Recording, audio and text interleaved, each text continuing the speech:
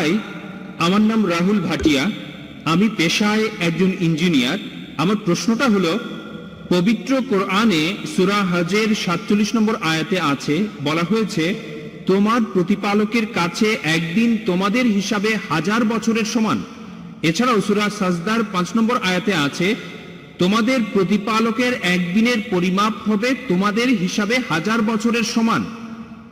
এরপর সূরা মারিজের 4 নম্বর আয়াতে বলা হয়েছে ফেরেশতা এবং রূহ আল্লাহর দিকে ঊর্ধ্বগামী হয় এমন এক দিনে যার পরিমাণ পার্থিব 50,000 বছর। তাহলে একদিন সমান কত হবে, 1000 বছর না 50,000 বছর আল্লাহ তাআলার কাছে? আপনার নাম রাহুল, তাই না? জি। আপনি তো গতকাল সৃষ্টির 6 দিন নিয়ে আমাকে প্রশ্ন করেছিলেন। মাশাআল্লাহ, আপনাকে ভালোবাসি। আমিও আপনাকে ভালোবাসি। এখন আপনাকে বলি, ইন্টারনেটে দেখবেন এগুলো খুবই কমন প্রশ্ন। আপনাকে এগুলো জানার জন্য বিশেষজ্ঞ হতে হবে না, আপনি ইন্টারনেটে চলে যান, ইসলাম বিরোধী সাইটগুলোতে এরকম অনেক কিছুই পাবেন। আমি শিওর যে ভাই রাহুল, আপনি বোধহয় পুরো কোরআন পড়েননি। না, পুরোটা পড়িনি। হ্যাঁ, আমিও জানি। এটা ছাড়াও আমার আরো প্রশ্ন আছে। Sorry? আমি আরো কিছু প্রশ্ন করতে চাই, তবে আগে এটার উত্তরটা জানতে চাই। তাহলে দেখছেন, আপনি যদি সত্যটা জানতে চান, হ্যাঁ। প্রথমে আপনাকে আসল উৎসটা পড়ে দেখতে হ্যাঁ। হবে। যদি খ্রিস্টান ধর্মকে জানতে চাই আর খ্রিস্টান বিরোধী বইগুলো পড়ি, তাহলে আমি এক পেশে হয়ে যাব। তাই আমি আপনাকে অনুরোধ করছি, প্রথমে ভালো সাইটগুলো দেখেন, পবিত্র কোরআন পড়েন, তারপর 2টো না 200টা প্রশ্ন করেন আমাকে, ইনশাআল্লাহ আমি উত্তর দেব। অবশ্যই হ্যাঁ, বুঝেছি। উত্তর দেব। ওকে। তবে আমি দাওয়ার কাজে নিয়োজিত, এটা বুঝি যে লোকে ইসলাম বিরোধী সাইটগুলো দেখে, প্রথমে সেখানে নেগেটিভ পয়েন্টগুলো দেখে মেনে নিয়ে ইসলামের বিরুদ্ধে চলে যায়। ইসলাম সম্পর্কে জানতে হলে ভালো সাইটগুলোতে যান, এমন সাইটে যাবেন না যেমন অ্যানসারিং ইসলাম। এখানে আমি একটা কথা বলি। আপনার উত্তরটা দিচ্ছি, সমস্যা আসলে নেই। না না, যেটা আমি বলছি, আমি আসলে আধা ঘন্টা ধরে ইসলাম সম্পর্কে ভালো কথা বলতে মাশাআল্লাহ, পারবো। ভালো। আমি এখানে একেবারেই নিরপেক্ষ। আমি উত্তরটা দিচ্ছি, এটা নতুন প্রশ্ন না, এটা নতুন না। এই প্রশ্নের উত্তর অনেক আগে দিয়েছি আমি সবকিছু রেফারেন্স দিতে পারি। মাশাআল্লাহ ভাই, আপনি প্রশ্ন করলেন যে কোরআনের 2টো জায়গায় আল্লাহ বলেছেন একদিনের সমান হলো 1000 বছর। আরেক জায়গায় সূরা মারিজের 4 নম্বর আয়াতে উল্লেখ করা হয়েছে আল্লাহ তাআলার একদিনের সময়কাল হলো 50,000 বছর। এটা কি পরস্পর বিরোধী নয়? এক জায়গায় বলা হচ্ছে 1000 বছর, আর এক জায়গায় বলা হচ্ছে 50,000 বছর। আরবি ভাষায় এই শব্দটা হলো ইয়ম। এই শব্দটা হলো ইয়ম। ইয়ম। এখন ইয়ম এর 2টো অর্থ আছে। একটা অর্থ হলো দিন, দিন দিন 24 ঘন্টা একদিন। অন্য অর্থটা হচ্ছে একটা সময়কাল, একটা যুগ। এটা যে কোনো একটা সময়কাল হতে পারে।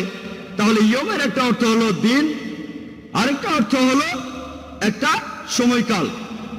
তাহলে যদি সঠিকভাবে কোরআন পড়েন, একটা আয়াত বলছে যে একদিন সবকিছু আল্লাহ সুবহানাহু ওয়া তাআলার কাছে উপরে চলে যাবে, যেদিনের পরিমাণ হবে 1000 বছর তোমাদের হিসেবে। একটা দিন, একটা সময়কাল, যেটা সময় হবে তোমাদের হিসেবে 1000 বছর। অন্য জায়গায় সূরা মারিজের 4 নম্বর আয়াতে উল্লেখ করা হয়েছে যে ফেরেশতাগণ যখন আল্লাহ তাআলার দিকে ঊর্ধ্বগামী হয়, এই সময় যে সময়টা লাগে একটা সময়কাল, যেটা পার্থিব 50,000 বছরের সমান। উদাহরণ হিসেবে আপনাকে বলি, ধরুন যদি আমি দুবাই থেকে আবুধাবি যেতে চাই, 1 ঘন্টা সময় লাগবে। আর যদি আমি দুবাই থেকে যাই ধরুন আমেরিকাতে, খুবই স্লো একটা প্লেনে, সময় লাগবে 50 ঘন্টা। দুবাই থেকে আবুধাবি যেতে আমার মোট সময় লাগবে 1 ঘন্টা, আর দুবাই থেকে নিউ ইয়র্ক যেতে আমার সময় লাগবে মোট 50 ঘন্টা। এটা পরস্পর বিরোধী কথা নয়, কারণ এই 2টো বিষয়ই আসলে আলাদা বিষয়। তাই আল্লাহ এক জায়গায় বলছেন একদিন সবকিছু তার কাছে চলে যাবে, সেটার সময় আলাদা। অন্য জায়গায় ফেরেশতাগণ তার কাছে যাবেন, সেটার সময়ও আলাদা। এটা পরস্পর বিরোধী নয়। এখানে বিষয় দুটো আলাদা, তাই সময়ের হিসেবটাও আলাদা।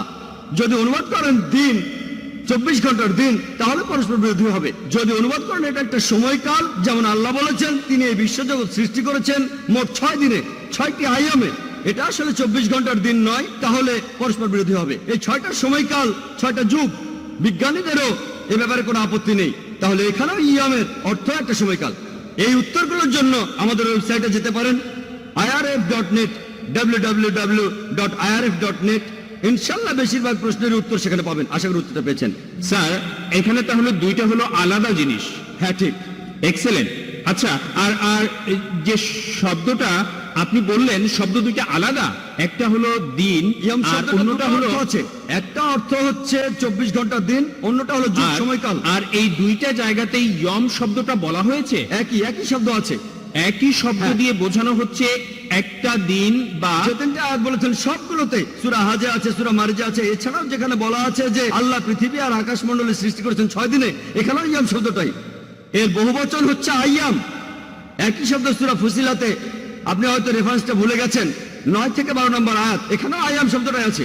ওকে, তাহলে এই শব্দটা দিয়ে বোঝায় একদিন অথবা তবে হতে পারে এখানে একটা অর্থটা হচ্ছে সময়কাল। একটা সময়কাল, একটা যুগ।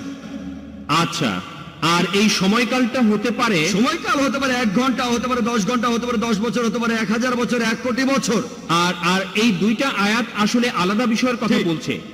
আশা করি উত্তরটা পেয়েছেন, আশা করি convinced হয়েছেন। হ্যাঁ, হয়েছি। আমি এখন পেছনে দাঁড়াচ্ছি, আবার প্রশ্ন করব। এবার পরের প্রশ্নটা করেন। যদি এখানে কোনো অমুসলিম ভাই থাকেন যিনি প্রশ্ন করতে চান, আমি নিশ্চিত করছি আমরা আপনার প্রশ্ন গুরুত্বের সাথেই শুনবো আর সেভাবেই উত্তর দেব। যে কোনো ব্যাপারে আপনারা ভিন্ন মত হতে পারেন। আপনারা প্রশ্ন করেন ডক্টর জাকিরকে, আপনাকে সেজন্য ধন্যবাদ জানাবো। যদি ডক্টর জাকিরকে কোনো সমালোচিত বিষয় নিয়ে প্রশ্ন করেন, তাহলে পর্বটা সবার জন্য আরো আকর্ষণীয় হবে, যাতে সবাই বুঝতে পারেন সমালোচিত বিষয় নিয়ে। যেগুলো কম সমালোচিত সেই বিষয়গুলো পরে আসবে। আর কোনো অমুসলিম ভাই কি আছেন? হ্যাঁ, ভাই রাহুল। আচ্ছা, আপনাকে তো আমরা সব জায়গাতেই দেখছি, আর অন্যরাও প্রশ্ন করছে না। হ্যাঁ, ভাই রাহুল। হ্যাঁ বলছি। আমি এখন যে প্রশ্নটা করব সেটা হলো, আপনি গতকাল বলেছিলেন, একটা উদ্ধৃতি দিয়েছিলেন যে এক জায়গায় সর্বশক্তিমান ঈশ্বর বলেছেন, তোমরা আমার কোনো প্রতিমা তৈরি করবে না, এমন রূপক বানাবে না যেটা আছে স্বর্গের উপরে অথবা পৃথিবীর উপরে অথবা পাতালে, কারণ আমি তোমাদের প্রভু খুবই প্রতিহিংসাপরায়ণ। এখন আপনার কি এটা মনে হয় না যে মানে এটা খুব হাস্যকর হয়ে যায় না যে ঈশ্বরের মধ্যে প্রতিহিংসা আছে অথবা এ ব্যাপারে তিনি ঈর্ষান্বিত হচ্ছেন? আমার ধারণা ছিল এই অনুভূতিগুলো শুধু মানুষেরই থাকে। ঈশ্বর হিংসা করছে, ঈর্ষা করছে। আমার মনে হয় না ঈশ্বর কখনো এভাবে ভাই, চিন্তা আপনি খুব করেন। সুন্দর প্রশ্ন করেছেন, আর আমি আপনার সঙ্গে একমত। ঈশ্বর কেন ঈর্ষা করবেন, এই কথাটা বলা হয়েছে বাইবেলে। আমি এই কথা বলছি না যে বাইবেল আসমানি কিতাব, আমি একথাও মানি না যে পবিত্র বাইবেল ঈশ্বরের বাণী। তারপরেও আমরা এটাও বিশ্বাস করি যে আমরা ঈশ্বরের সাথে কাউকে শরিক করব না, এটা ঠিক। এই অংশটা না আপনি হলে দেখবেন। ঈশ্বর রেগে যাবেন। ভাই, যদি প্রশ্ন করে থাকেন প্লিজ আপনি আমাকে একটু Sorry, উত্তর দেওয়ার sorry, সুযোগটা হ্যাঁ। দেন। যদি এটা বিতর্ক হতো, আমিও বিতর্ক করতে পারি, কোনো সমস্যা নেই। না, না, হ্যাঁ? ঠিক আছে। তবে এখন প্রশ্নোত্তর পর্ব চলছে।